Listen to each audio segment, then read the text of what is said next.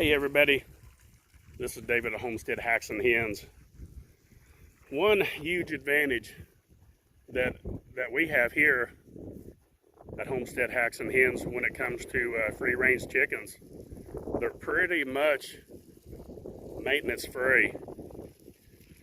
About all I have to do for these chickens is, of course, keep the pen out, cleaned out every once in a while.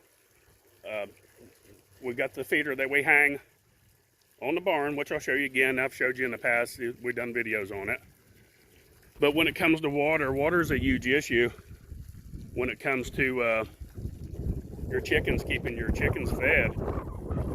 But we have a pond, and the one problem about the pond here is it doesn't have a lot of runoff. So we do have to supplement it a little bit with a well that was made specifically for the pond. So we don't use it for anything else except for it. And it's a small pond. You can see the color of it is beautiful. This is probably the best this pond's looked. It does make a huge difference when you have this and instead of having to water. Now you could also do like a rain catchment for your chickens as well. That would work out very well. If you have somewhere that you can run off some water off of your roof somewhere or off of your chicken pen, say for example like this, this thing needs some work done on it, this rain gutter. You could run that off into a container in the shade somewhere where it would stay cool.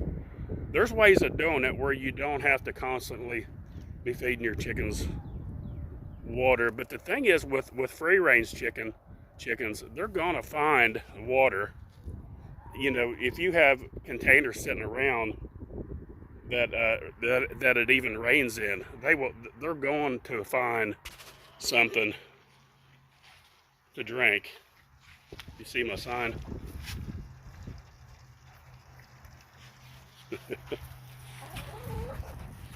But just a little thought this morning on trouble-free chickens, if it's possible.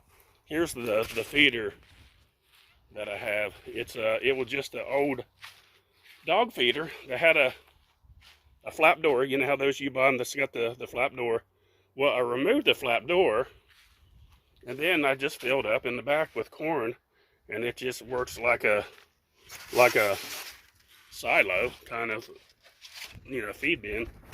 And it just I just had put a bunch of corn in it. I put a bag and a half. That'll last almost 2 weeks. That right there.